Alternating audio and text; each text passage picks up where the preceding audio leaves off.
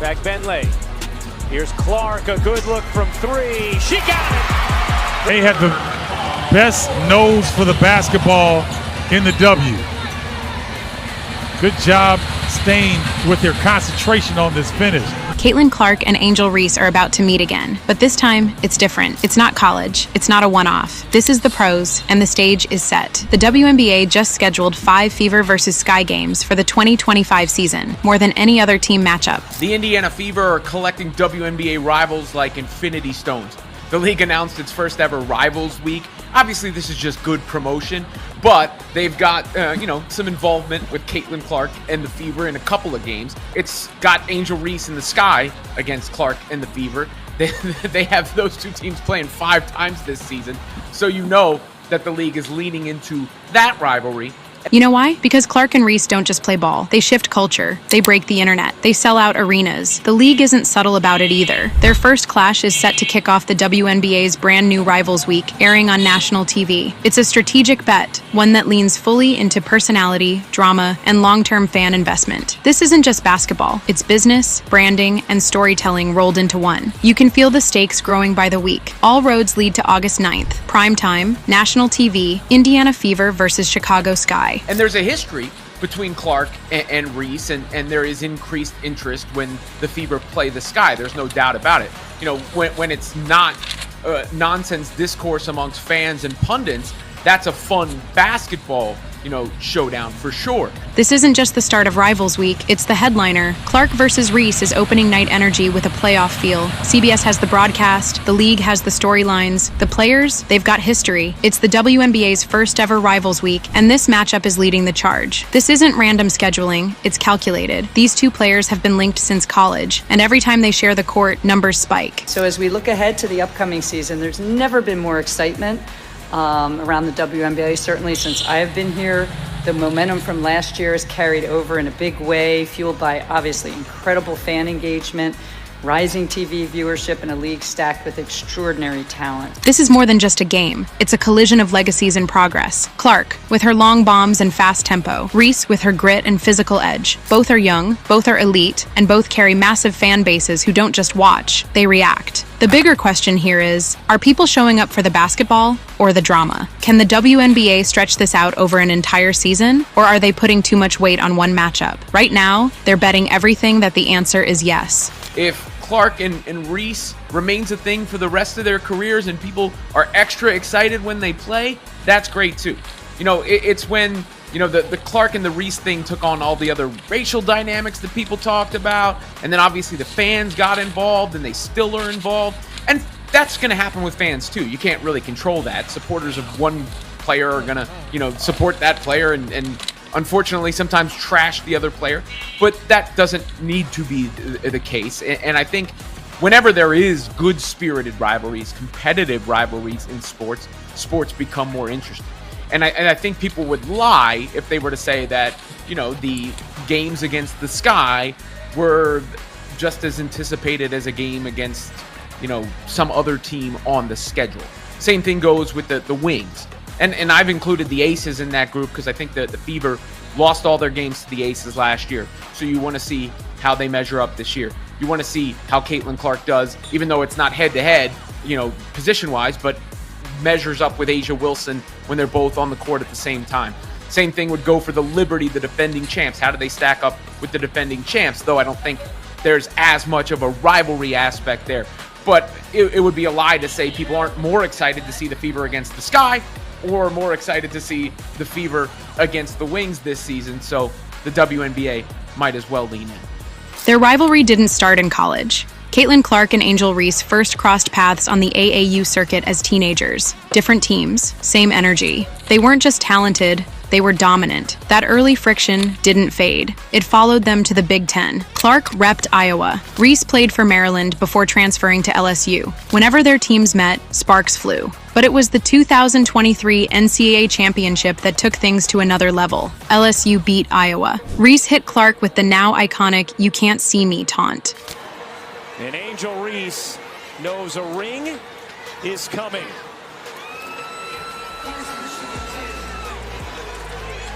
That wasn't just trash talk. It was a shift. It made people talk. It made them choose sides. Social media turned one play into a national conversation. From that point on, their names were locked together. Every highlight, every quote, every clash. Fans kept receipts. It wasn't just basketball anymore. It became personal. And now, that energy carries into the WNBA. Their debuts in 2024 were two of the most watched rookie moments in league history. Clark joined the Indiana Fever. Reese landed with the Chicago Sky. Clark dropped dimes, pulled from the logo, and ran the floor like a seasoned pro. Reese brought rebounding power, post presence, and her signature edge. They weren't perfect, but they were electric. Every game they played was dissected in real time. Every matchup between them came with pressure. The league leaned in. The networks followed. These weren't just rookies. They were primetime already. Clark and Reese both turned pro in 2024. Both became WNBA All-Stars in their rookie season. Both led jersey sales. It's obvious the WNBA is taking a page straight out of the NBA playbook in order to make some profit. But that's just smart marketing. I mean, that makes sense from the WNBA's point of view. There's no real reason to be mad about that or take that for anything else other than it is. You know, it's a commercial partnership. They got a sponsor. Ally Financial is the sponsor.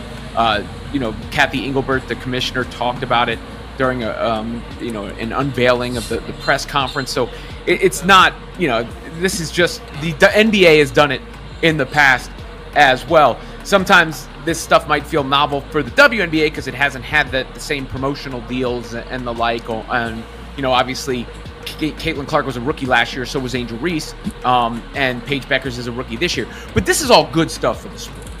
Like, if Paige and Caitlin are compared from a basketball standpoint and people are hyped when they play each other, that's great. The NBA introduced Rivals Week in 2022, and it wasn't subtle. They picked the matchups fans already circled on the calendar: Celtics versus Lakers, Warriors versus Grizzlies, Suns versus Mavericks. Games with history, drama, and fan heat. The league gave those rivalries primetime spots and national broadcasts. The goal was clear: fuel the storylines, tap into emotion, and turn regular season games into can't-miss events. It wasn't just smart. It worked because at the end, ratings climbed, conversations spiked, and suddenly the idea of rivalry became a branding tool, not just a backstory. Now the WNBA is running with that same playbook, but with a twist. They're not just leaning on legacy, they're creating new tension in real time. Clark versus Reese isn't built on decades of battles. It's recent, raw, and already loud. And instead of waiting for a rivalry to grow naturally, the league is framing it up front, driven by matchups that bring buzz. Clark versus Reese, Buchers versus Clark, Liberty versus Lynx in a finals rematch, Griner back in Phoenix. And then the Wings and the Fever in that week in August also play. So it's Paige Beckers against Caitlin Clark. And that makes sense given Paige Beckers is a guard and given she's the next number one pick after Caitlin Clark in succession. So you bring that matchup up as well. There's other games on the schedule, including the Lynx and the Liberty, a rematch of last year's final. But whenever you're trying to get attention, there's a common denominator, and that's Caitlin Clark and the Indiana Fever. So you got Paige Beckers, you got Angel Reese, the Sky, the Wings, and sometimes, with all these national TV games, it feels like it's the Fever versus everybody. All of this is happening under the Rivals Week umbrella, with Ally Financial as the sponsor. Ally isn't just writing checks, they're shaping narratives, and the WNBA is leaning in. These aren't random games, they're storylines with stakes. Commissioner Kathy Engelbert isn't hiding the play. She said this could be the league's bird magic moment. She knows that rivalries build legends. They create tension, and tension is what makes fans care. We are pleased to welcome a few new partners recently. You saw last Friday, Ally Financial joins us as our latest WNBA changemaker, which is another testament to the league's rising influence. And Ally has consistently demonstrated a deep commitment to elevating women's sports in a way that drives real impact. And this partnership really reflects a shared vision for growing the game and increasing visibility. So as we announced on Friday, Ally will serve as the presenting partner of the WNBA's first ever Rivals Week, a showcase of must-see matchups from August 9th to the 17th. And for me, that time of year will be particularly interesting as teams start to make a huge push for the playoffs. And I think we're going to have a ton of parity in the league this year. Not everyone's on board. Some critics think the league is overhyping the Clark-Reese feud. Engelbert responded directly, "Fan tension is real, but that's exactly why the league has to double down. People are paying attention, and that's what matters." The Sky and Fever play each other 5 times in 2025. No other matchup happens more often. That's not a coincidence. It's a broadcast move. It's a cultural push, and it's based on hard data. Clark's games drew the highest ratings in 2024. Sky Fever games were the most watched matchups. From opening night to Rivals Week, they're at the center. This isn't just a hoop rivalry. It's a season-long narrative arc. The league is essentially saying, this is our headliner. Teams are playing along. Dallas revealed their schedule with food critic Keith Lee. Others used influencers, social trends, even fashion collabs. The WNBA is moving like a media brand, not just a sports league. Players are in on it too. They're not just athletes anymore. They're content creators. Their TikToks get millions of views. Their outfits go viral. Their interviews start Twitter debates. That cultural weight is now baked into the schedule. Meanwhile, Ally isn't just a sponsor. They're a driver. They signed direct deals with big names like Brianna Stewart, Sydney Colson, and Paige Buchers. That's not just for visibility, it's to tie banking to athlete power. Paige Buchers signed on as a brand ambassador and a digital banking partner. That's next-level integration. Ally doesn't want to just show up during commercial breaks. They want to be part of the athlete's image. Andrea Brimmer, Ally's chief marketer, made it clear, this isn't about checking a box. She called the players' cultural currency phenomenal.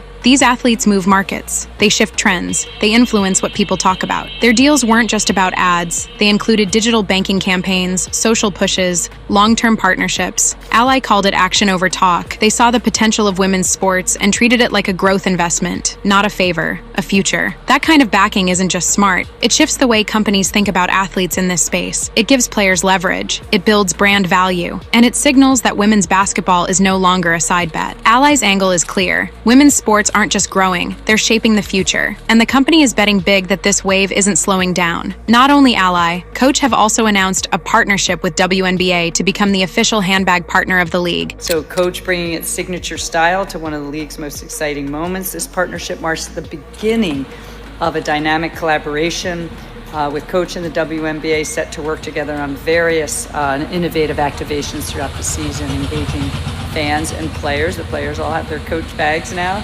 So again, it's sitting at the intersection of sports and now luxury fashion. So that's kind of cool.